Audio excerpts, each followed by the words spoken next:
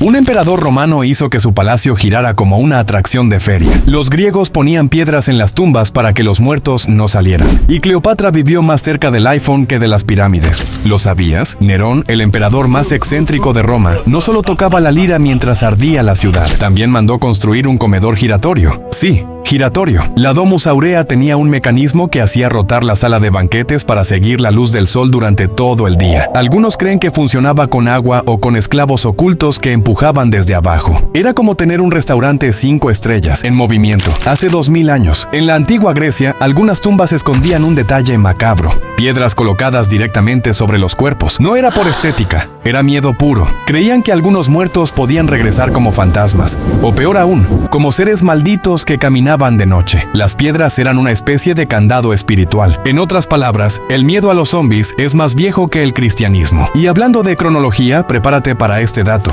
Cleopatra vivió más cerca del iPhone que de las pirámides de Egipto. Las pirámides de Giza se construyeron alrededor del año 2560 a.C.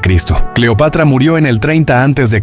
Entre ella y las pirámides pasaron más de 2500 años, pero entre ella y nosotros solo poco más de 2000. Si alguien se montara en una máquina del tiempo y viajara desde la época de las pirámides hasta Cleopatra, habría tenido más que esperar que si viniera desde Cleopatra hasta hoy. La primera máquina expendedora no repartía refrescos ni dulces, daba agua bendita. Fue diseñada por Herón de Alejandría, un inventor del siglo I. Funcionaba con un sistema de palancas y contrapesos. Echabas una moneda y al caer, empujaba una palanca que dejaba salir un chorro de agua sagrada. Un mecanismo que parece moderno, pero es más viejo que el Coliseo romano. Los aztecas no necesitaban billetes, ellos usaban chocolate. Literalmente, los granos de cacao funcionaban como moneda oficial. Con cierta cantidad podías comprar comida, ropa, armas e incluso pagar impuestos. Era tan valioso que falsificarlo era un crimen grave. Así que sí, los aztecas fueron los primeros en decir que el dinero sabía dulce. Roma tenía castigos tan brutales como ingeniosos. Uno de ellos se llamaba decimatio. Cuando un grupo de soldados se rebelaba o huía del combate, los líderes elegían a uno de cada 10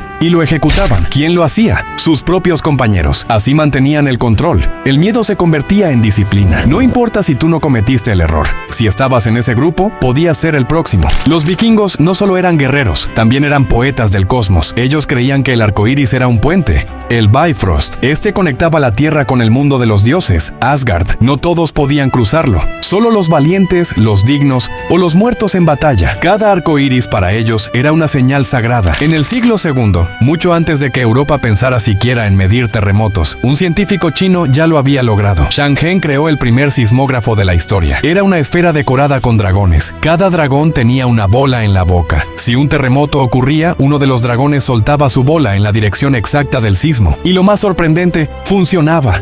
En Esparta no bastaba con nacer, había que nacer fuerte. Los recién nacidos eran inspeccionados por oficiales del Estado. Si el bebé parecía débil o con malformaciones, lo abandonaban en una colina para que muriera. La perfección física era ley, no era decisión de los padres, era del gobierno. Una sociedad donde la debilidad no tenía cabida, desde el primer llanto. Y por último, viajamos a antes de las pirámides, antes de Babilonia. Çatalhöyük, en la actual Turquía, es una de las ciudades más antiguas del mundo. Fue habitada en el año 7500 a.C.